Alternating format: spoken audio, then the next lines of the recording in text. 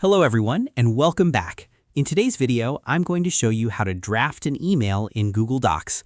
Google Docs makes it easy to write emails and then send them directly through Gmail without leaving your document. So let's get started.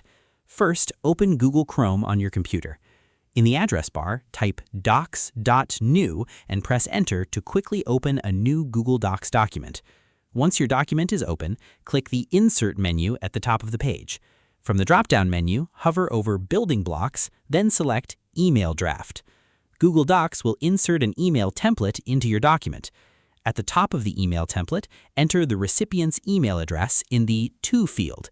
If needed, add email addresses in the CC or BCC fields. Next, type a subject in the Subject field. Then, click in the Message area and write the body of your email.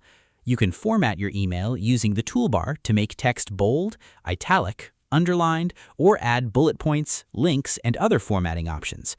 Once you're happy with your draft, click the Preview in Gmail button that appears above the email draft. A new Gmail Compose window will open with your draft already filled in.